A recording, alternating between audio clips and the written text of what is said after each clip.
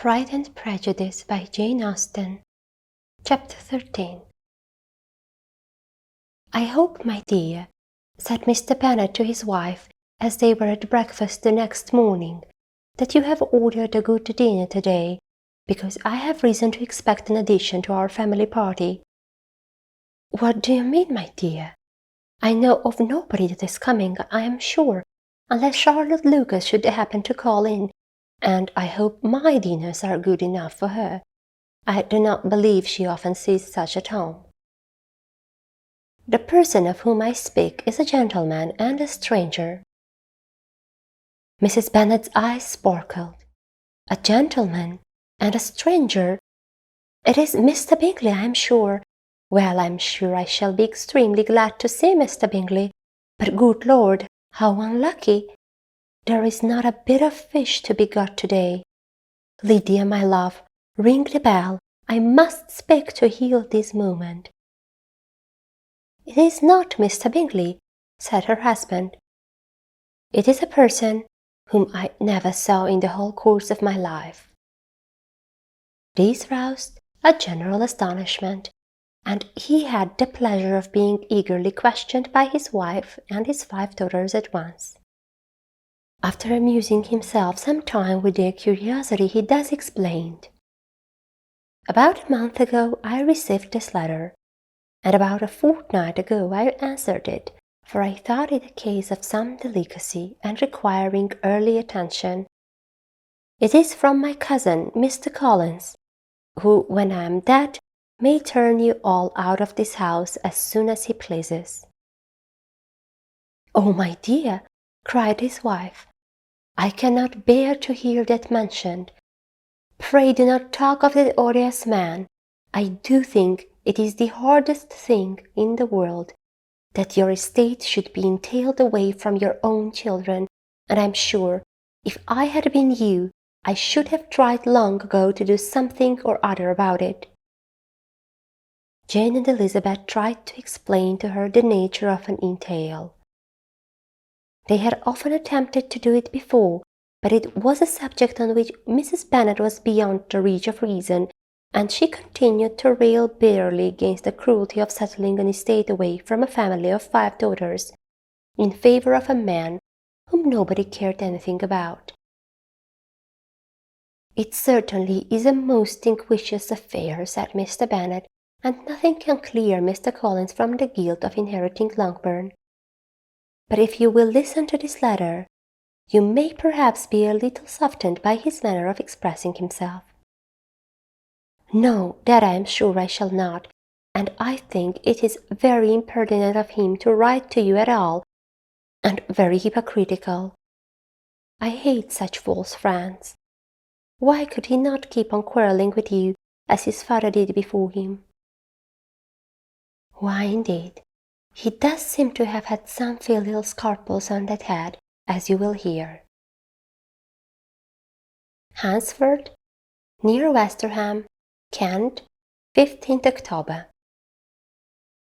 "Dear Sir, the disagreement subsisting between yourself and my late honoured father always gave me much uneasiness, and since I have had the misfortune to lose him, I have frequently wished to heal the breach, but for some time I was kept back by my own doubts, fearing lest it might seem disrespectful to his memory for me to be on good terms with anyone with whom it had always pleased him to be at variance. There, Mrs. Bennet.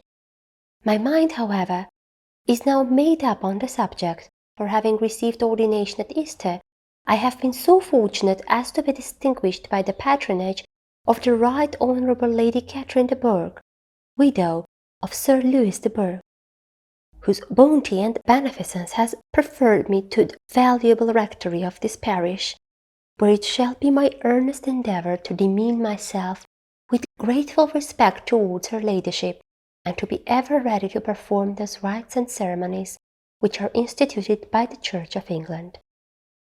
As a clergyman, moreover, I feel it my duty to promote and establish the blessing of peace in all families within the reach of my influence, and on these grounds I flatter myself that my present overtures are highly commendable, and that the circumstance of my being next in the entail of Longbourn estate will be kindly overlooked on your side, and not lead you to reject the offered olive branch.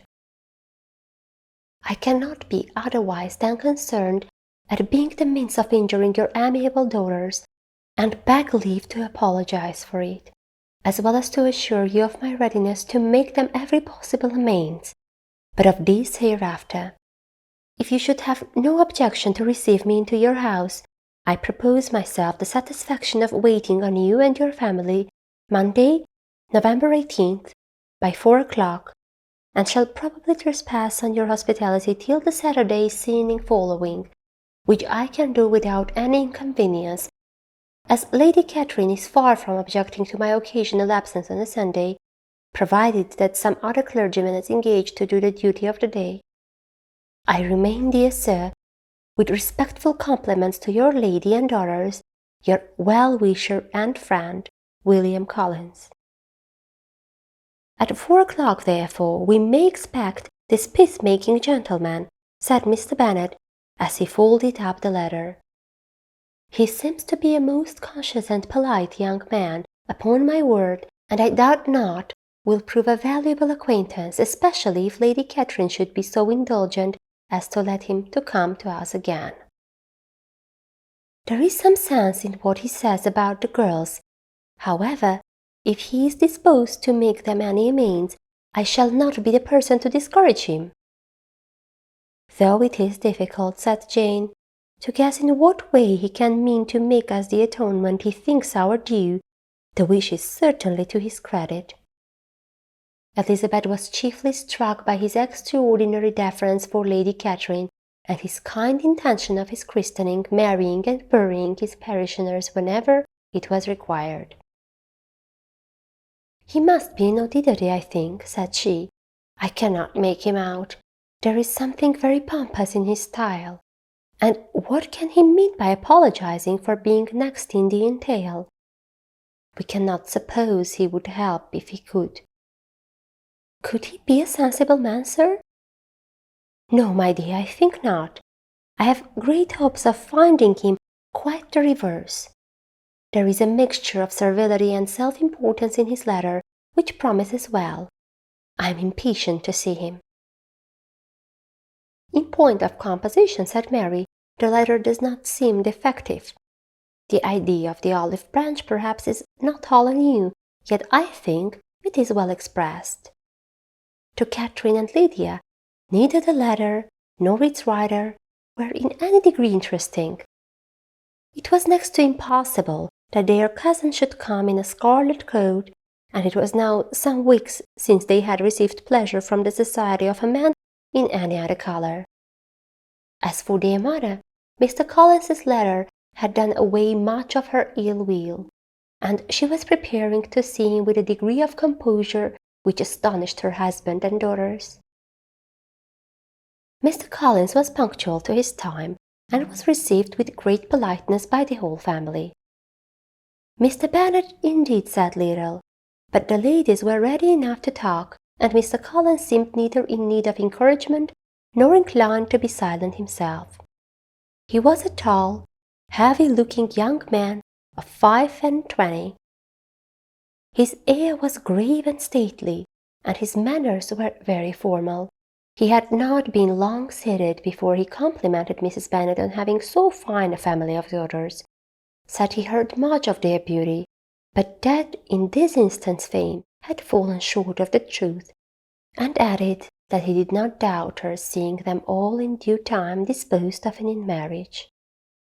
This gallantry was not much to the taste of some of his hearers, but Mrs. Bennet, who quarrelled with no compliments, answered most readily, "You are very kind, I am sure, and I wish with all my heart it may prove so, for else they will be destitute enough.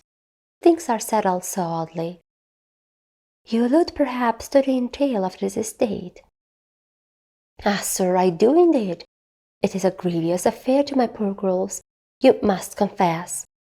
Not that I mean to find fault with you, for such things I know are all chance in this world. There is no knowing how estates will go when once they come to be entailed. I am very sensible, madam, of the hardship to my fair cousins, and could say much on the subject, but I am cautious of appearing forward and precipitate. But I can assure the young ladies that I come prepared to admire them. At present I will not say more, but perhaps when we are better acquainted—" He was interrupted by a summons to dinner, and the girls smiled on each other. They were not the only object of Mrs. Collins's admiration. The hall, the dining-room, and all its furniture were examined and praised, and his commendation of everything would have touched Mrs. Bennet's heart, but for the mortifying supposition of his viewing it all as his own future property. The dinner, too, in its turn was highly admired, and he begged to know to which of his fair cousins the excellency of its cooking was owing. But he was set right there by Mrs. Bennet, who assured him with some asperity that they were very well able to keep a good cook, and that her daughters had nothing to do in the kitchen. He begged pardon for having displeased her. In a softened tone she declared herself not at all offended, but he continued to apologize for about a quarter of an hour.